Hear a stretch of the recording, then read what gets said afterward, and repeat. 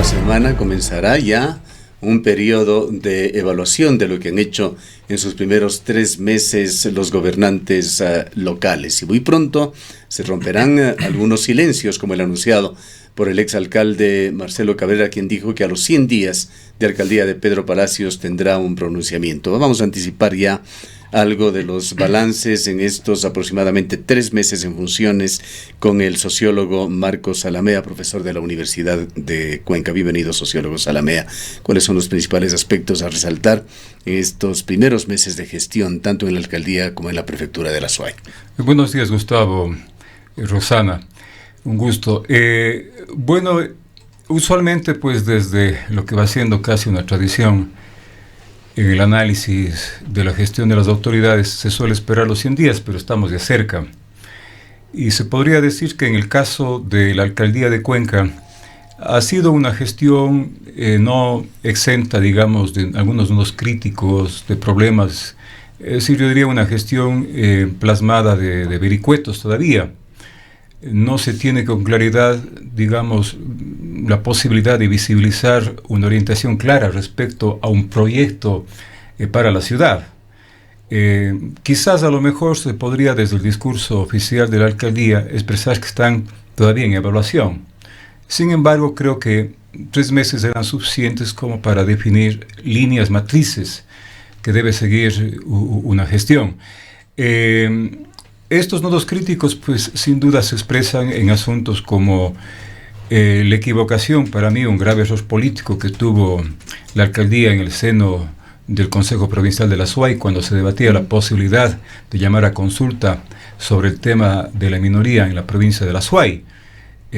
Un grave error, digo, porque primero expresa una contradicción entre el discurso y la acción. Un discurso de campaña que reivindicaba fuertemente la defensa de las fuentes hídricas sin poner condicionamientos o hablar de otros aspectos, que no sea efectivamente eso. Y claro, y una votación que expresó una negativa para realizar esa consulta, alegando o tratando de justificar ese voto sobre la base de que habría que consultar también conjuntamente otras cosas, entre otras aquello de la expansión de la frontera agrícola, etcétera, cuando no tienen parangón lo uno con lo otro. Y definitivamente, pues creo que el propio manejo ambiental de una municipalidad hace que se puedan controlar ese tipo de cosas. Bueno, aquí habría que añadir algo adicionalmente. Cuando se dio esto, Pedro Palacios salió en un video en Facebook dando su explicación. Posteriormente estuvo en este medio de comunicación, seguramente lo habrá estado también en otros. Pero en una entrevista en particular en este medio dijo que su intención era real, que él iba a promover la consulta, que si vuelve a hacerlo Yacu Pérez lo apoyaría, y si no, él promovería en un plazo muy corto una consulta popular a nivel cantonal. No se ha vuelto a escuchar sobre el tema en el municipio de Cuenca. Bueno, yo creo que más bien fue un afán retórico de justificarse porque hubieron críticas sobre la posición de la alcaldía frente a este tema. Pero no creo que haya la convicción ni la decisión de convocar a una consulta cantonal, ¿no? Eso veo totalmente inviable. Lo que confirmaría que más bien fue una especie de señuelo, un distractor para la situación, para dilatar las cosas. Sin duda, para dilatar y para justificar una posición, ¿no? Entonces creo que hay otros problemas álgidos de la ciudad que tendrá que enfrentar la municipalidad, que incluso hasta desde esa perspectiva no harían viable la posibilidad de esa consulta. Ahora, Marco, ¿usted considera que quizás también esta decisión o la posición que tuvo la alcaldía de Cuenca a través de su alcalde y a través de el vicealcalde, que fue quien estuvo presente en la sesión de la Cámara, Pablo Urbano, tiene relación con la posición del gobierno? Recordamos que el alcalde de Cuenca, Pedro Palacios, llegó de la mano de el apoyo de 2 movimientos, uno de ellos el de Gustavo Larrea, con quien dialogamos hace algunos días acá, y él se mostró abierto a la posibilidad de que se dé la minería aquí en la provincia de la SUAY, y del movimiento del hermano del presidente de la República. Bueno, ya conocemos cuál es la posición del gobierno nacional en torno a la extracción minera.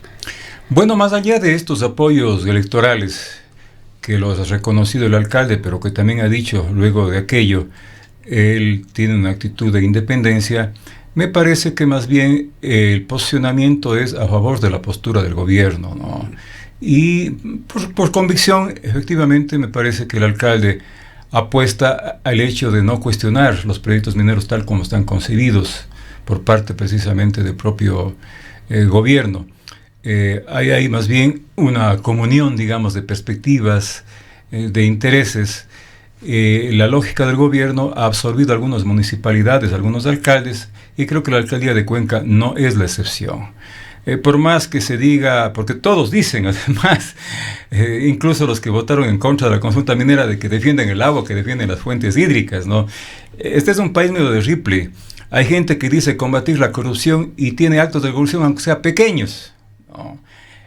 Alguien ocupa la Secretaría Anticorrupción y ha sido denunciado también por un manejo, digamos, inadecuado, irregular. Un pecado venial, pero que deja huella. Pero pecado es pecado, ¿no? Yo le acabo de escuchar, y coincido con lo que dijo Fernando Villavicencio, de que se roba $1 o se ve $1 millón. Los dos son robos. Los dos atentan a principios éticos con los que se deben manejar los recursos públicos. Entonces, simplemente es eso, ¿no? Pero claro, nuestra política es bastante maquiavélica, pues, y todo se pretende justificar, ¿no? Desde esa perspectiva, y retomando un poco la situación de la gestión de la alcaldía, un nudo crítico es el tema minero, sin duda, ¿no? Que no se podrá salir de un inmediato porque esto va un poco para largo. El otro tema tiene que ver con la polémica creada en torno a la nueva elección que deberá darse de la vicealcaldía. Inicialmente, pues, se escuchó que el alcalde decía de que respetarán la decisión del juez, ¿no? Y que no pondrán ninguna interpelación, etcétera, y se cumplirá con ello. Y conocemos que en esta semana se pidió una ampliación, claro, de la sentencia, y por allí algún alto personero del municipio dijo que se apelará. El mismo procurador síndico de la municipalidad, claro, Juan Pedro Peralta, dio esas declaraciones diciendo que tienen la intención de apelar también. Y claro, la intención creo que es sobre todo buscar algún tipo, digamos, de resquicio legal, alguna forma para impedir que se dé la elección entre las dos concejalas.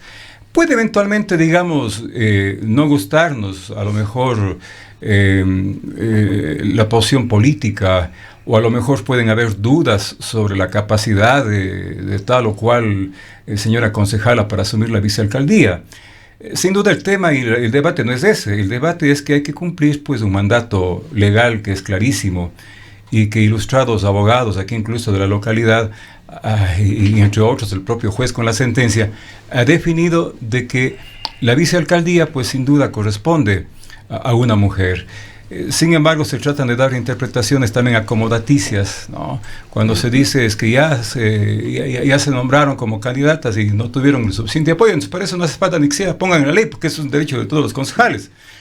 La ley habla donde sea posible, la ley habla donde sea posible, refiriéndose efectivamente, y me parece de manera sabia, donde hay mujeres, y en este caso es nuevamente un tema de derechos esto, pero que tiene connotaciones políticas. Hemos visto muy entusiastas, por ejemplo, a los concejales de Alianza País aprovechando esta situación con fotografías en el Cabildo de Mujeres. El concejal Iván Abril ha interpuesto una propuesta para reformar la ordenanza que regularía el funcionamiento por mandato a que se respete la paridad de género. Es decir, hay posiciones políticas que se las toman y se aprovecha la circunstancia también cuando es un tema realmente en esencia de derechos, porque está en la ley. Bueno, sin duda, en todo acto que se dé en acción o en conducta en espacios políticos, va a haber intereses políticos y sin duda manejos, manipulaciones, usos políticos. Recordemos, retomando otra vez aquello de las investigaciones realizadas por Fernando Villavicencio y Cristian Zurita, también el correísmo trató de usar esas investigaciones, sobre todo los INAH Papers, ¿no? Hasta el punto en que algunos incluso decían de que ya Fernando Villavicencio estaba actuando en conciliábulo con el correísmo, ¿no? Uh-huh. Entonces, o la propia denuncia de Lourdes Cuesta, ¿no?, respecto al mal uso del avión policial por parte de una ministra y un secretario. Entonces, también se decía que estaba haciendo juego al correísmo. En todo va a haber siempre, ¿no es cierto?, el manejo del usufructo político, y no por aquello, pues, hay que dejar de actuar conforme a la ley en el un caso, o en el combate a la corrupción en el otro caso, sin duda. ¿Cómo mira en todo caso usted la forma en que ha tratado el alcalde y el Consejo Municipal este tema, el de la vicealcaldía? Bueno, me parece también que otra vez se cometen ahí errores políticos, porque al final van a terminar que eligiendo, digamos, entre las dos compañeras concejalas, ¿no es cierto?, a una de ellas para que asuma la vicealcaldía. Incluso yo le digo así. Es decir, que han tenido una resistencia a esto, pero más bien desgastante. No se va a lograr nada y se va a llegar al mismo propósito claro, que lo ha definido. Y es probable que esto incluso pueda ser fortalecida, esta posición que se ha dado aquí en el Cantón Cuenca, cuando puedan haber pronunciamientos similares. Y acaban ustedes de leer, ¿no es cierto?, en algunos cantones se está pidiendo exactamente lo mismo, igual en el caso del Cantón Quito, y eso puede ir fortaleciendo una causa que no solamente es legal, es una causa democrática, ¿no? El país ha avanzado en ese sentido, no podemos retroceder.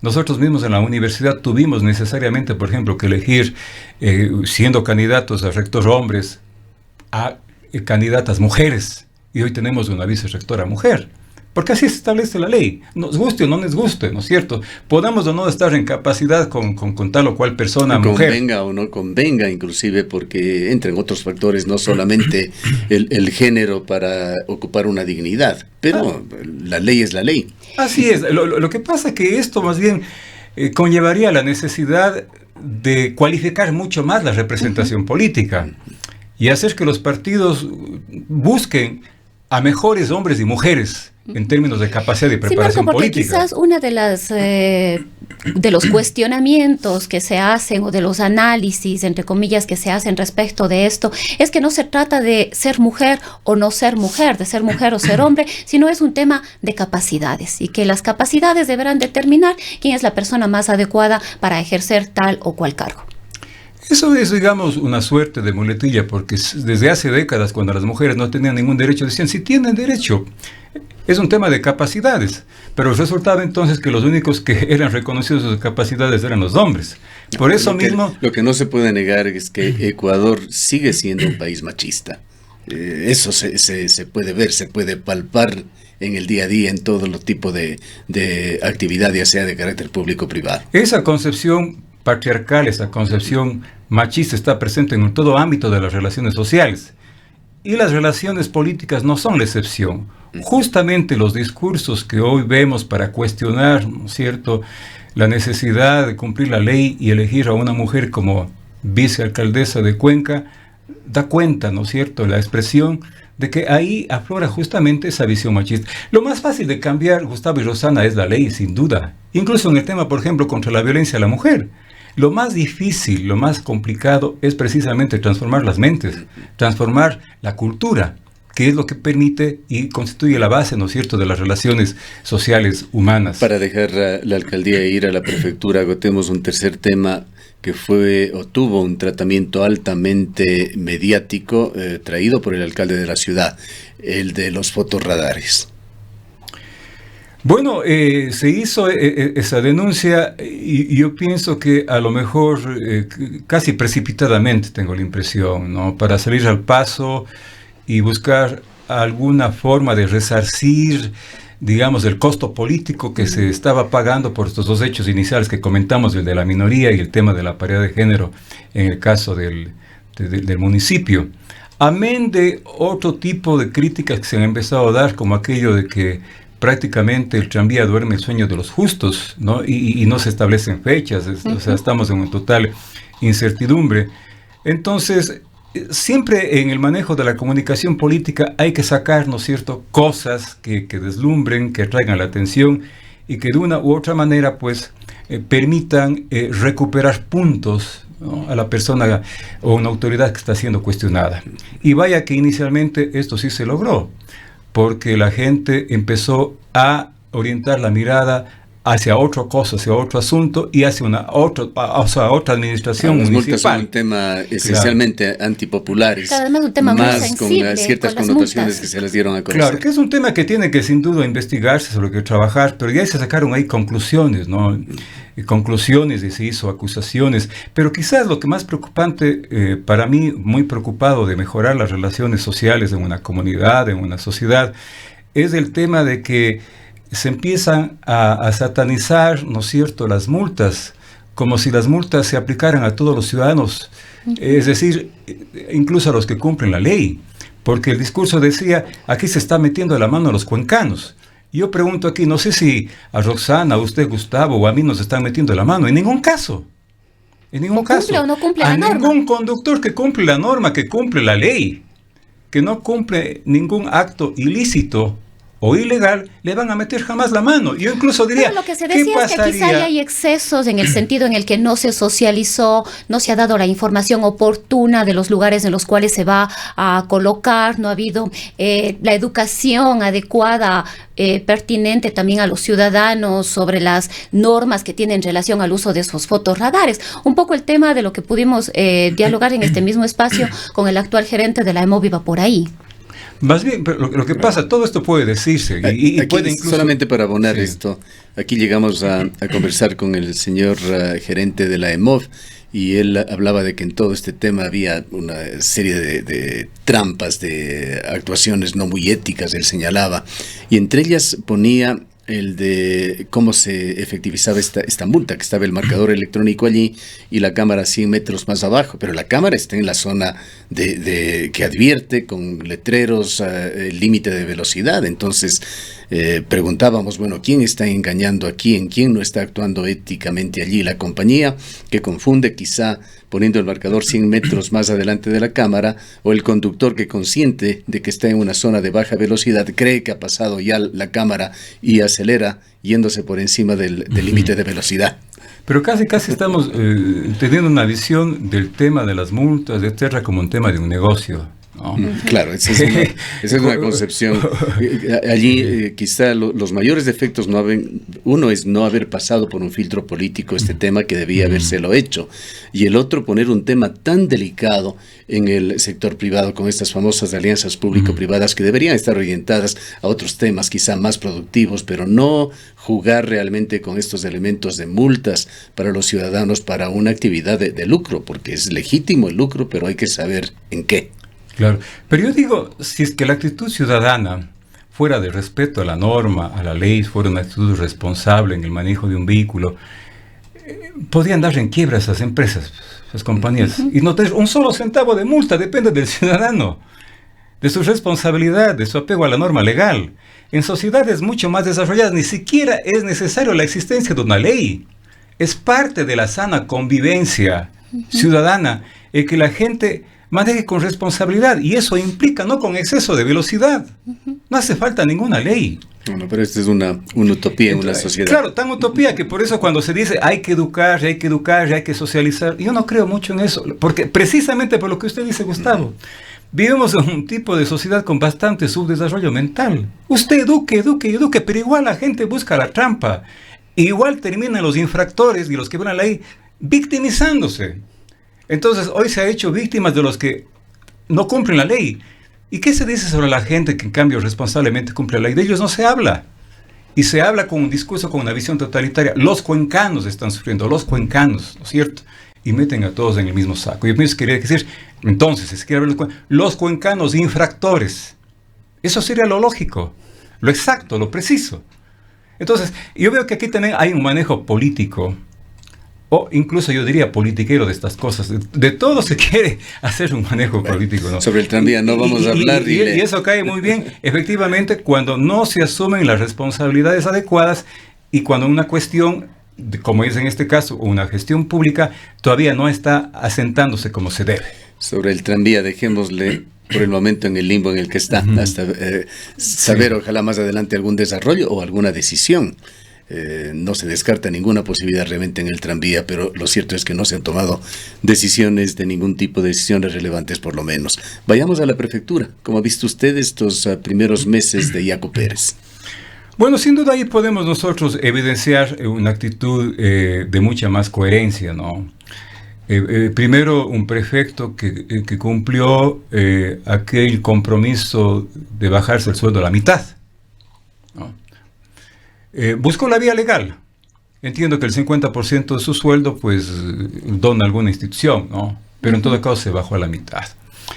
El segundo compromiso de buscar hacer aprobar en la Cámara Provincial precisamente la convocatoria y la consulta para impedir la explotación minera metálica a gran escala en la provincia de la Azuay. lo hizo, lo presentó, no tuvo la mayoría necesaria, ¿no?, la mayoría calificada de las 3/4 partes, y hoy está buscando la otra alternativa, que es, ¿no es cierto?, la aprobación de la pregunta en su constitucionalidad por parte de la Corte Constitucional y la posterior recolección de firmas. Está en ese proceso, es decir, está cumpliendo este segundo aspecto. El otro aspecto que está pendiente, ¿no?, que habrá que ver qué destino tiene, es el de la supresión de la famosa tasa solidaria, que es una suerte también de papa caliente que no es que mucho tendrá más que resolverse. complicado porque tiene que pasar por la decisión de la Cámara Provincial, y entendemos y hemos escuchado ya algunas posiciones, preocupaciones más bien, porque muchas juntas parroquiales, los únicos ingresos que tienen para vialidad corresponden a la tasa. Bueno, si usted lo plantea en el seno del Consejo Provincial, está cumpliendo un compromiso. Si es que hay alcaldes o representantes parroquiales al Consejo Provincial que no apoyan ese compromiso, simplemente pues la responsabilidad y la culpa de no la aprobación de este compromiso ya cae, digamos, en otras manos, ya no precisamente en las manos del prefecto. Incoherente sería si el prefecto simplemente escabulle esto. En la medida en la que presenta la propuesta y el planteamiento a la Cámara. Si la Cámara lo resuelve o no, y queda saldada la situación. Hay un tema, sociólogo Zalamea, sin pretender salirnos del que estamos hablando, pero que ha quedado en evidencia con respecto a la votación en la Cámara Provincial por la minería. Hubo injerencia del gobierno. Estuvieron aquí, esto lo han reconocido más de un actor, María Paula Romo, Iván Granda, trabajando en las voluntades de algunos de los actores de la Cámara Provincial, incluso decidiendo quiénes serían los representantes parroquiales que tendrían voto en la Cámara para llevar adelante esta tendencia. Hubo también declaraciones de la directora local de Democracia Sí, en el sentido de que hubo lineamientos clarísimos de Gustavo Larrea de que se vote en contra de la propuesta de Yacu Pérez. La pregunta va en este tema con el otro que se está tratando. ¿Cree usted que van a haber injerencias externas que irían ya más allá de los puntos concretos que se están tratando, sino irían a tratar de ir fortaleciendo o debilitando ciertas posiciones políticas en la provincia? Bueno, sin duda. Es que la práctica política sigue siendo la que era, ¿no? Me parece de que estas presiones, ¿no?, estos cabildeos, han estado presentes siempre, se exacerbaron en el correísmo y continúan ahora. La práctica de los políticos no ha cambiado. Y ahí una prueba evidente de lo que las declaraciones de Giovanni Palacios fueron tan evidentes. Él, en su discurso decía: creemos en el agua, defendemos el agua, pero no podemos dejar que Yacu Pérez aproveche esto para forjarse una imagen nacional. Palabras más, palabras menos, es lo que nos dijo. Vea ustedes, no están preocupados entonces en el tema de la provincia, en el tema de agua, están preocupados en una figura política. Esa es una forma de desnaturalizar la visión y la práctica política. Pero sin embargo, en el discurso se habla de la defensa del agua, se habla incluso de una democracia radical, ¿no? El propio señor Larrea pues habla de democracia, sí, y entiendo que hoy se le pretende destituir a una directora provincial precisamente por manejar una actitud coherente en base a los principios ideológicos de esa organización política. Esa es la política, ¿no? Por eso mismo la poca credibilidad que tiene ante la ciudadanía la política. Entonces, ¿en qué panorama se mueve Yacu Pérez? Y yo creo que en el panorama, primero, de cumplir efectivamente lo que él ha hecho en la campaña electoral. Si esto le da réditos o no, yo pienso que eso no se puede medir todavía ahora. Ahora, qué bueno sería que todos los políticos que asumen posiciones de elección popular cumplan precisamente sus promesas electorales, para posteriormente, en eventos electorales futuros, la ciudadanía, en base a la evaluación de su cumplimiento, no tenga la posibilidad de dirimir su voluntad. Sin embargo, esto no quiere decir, para ser objetivos y equilibrados en el análisis, Gustavo y Roxana, de que no hay puntos que todavía esperan claridad en cuanto a la toma de decisiones por parte de la propia prefectura. Recordemos que un tema muy mal atendido, ¿no es cierto?, postergado, mediatizado en la gestión de anteriores administraciones del gobierno provincial fue el tema de la vialidad. Entonces, yo vialidad y riego. El riego, claro, que es el otro elemento que corresponde como rol específico a la gestión de los gobiernos provinciales. Todavía no han habido propuestas claras ni una evaluación respecto de estos otros asuntos. Y si estos asuntos no marchan paralelamente con la atención prioritaria debida, eso puede también generar después ruidos o inconformidades en habitantes de la provincia de la SUAY y eventualmente a lo mejor reclamos al propio gobierno provincial y al propio prefecto. Ahora, uno de los puntales del prefecto provincial de la SUAY es justamente la defensa del agua y esta propuesta para una consulta popular. Si bien no pasó por la Cámara Provincial, la pregunta fue trasladada a la Corte Constitucional. Allá el antecedente de lo que ocurrió en Imbabura, el planteamiento de la propia política minera del gobierno nacional sobre el hecho de negar las consultas en las localidades. ¿Cuáles son las expectativas que tiene usted frente a este proceso que estaría liderando el prefecto provincial? Entiendo que en el caso de la propuesta hecha por uno de los cantones de la provincia de Imbabura, tuvo que ver con un tema más bien formal en la formulación de la pregunta, no con el sentido de la pregunta en sí. En este caso, pues, lo que va a hacer la Corte Constitucional es calificar ya el contenido de la pregunta, que está clarísimo, ¿no? Lo ha planteado por la prefectura provincial y entregado hace días a la Corte Constitucional. Más bien el tema son de las presiones políticas y las presiones económicas. Recordemos que ya en su momento en la comparecencia del presidente de la República al dar su informe de labores anual en el seno de la Asamblea, ya culminó con una suerte de presión o chantaje el presidente a que la Corte Constitucional se inhiba de dar dictámenes favorables a las consultas locales sobre el tema minero, so pena de que esa misma Corte Constitucional tendrá que convocar una consulta para que la gente diga dónde obtiene los recursos entonces para indemnizar a las empresas con las cuales se va a cesar los contratos en el tema minero. Entonces es clarísimo hasta dónde está dispuesto a ir el gobierno para presionar al organismo con la Corte Constitucional, soslayando, ¿no es cierto?, aquel discurso de que vivimos una plena independencia de poderes, por ejemplo. Pero también los intereses económicos nacionales y sobre todo transnacionales son poderosísimos para hacer de que el proyecto minero y el modelo extractivista vaya porque vaya en el Ecuador. Vayamos en la parte final al ámbito nacional. Un día realmente clave, histórico, tendríamos que decirlo, se dio el día de ayer con la vinculación y la orden de prisión para la cúpula correísta. ¿Cómo mira usted esta coyuntura? Bueno, sin duda es la consecuencia legal obvia, lógica del proceso investigativo que ha iniciado la Fiscalía, creo ahora con más fortaleza, con más fuerza. Sin embargo, yo creo que hay que hacer que este proceso también inserte a todos los involucrados, ¿no?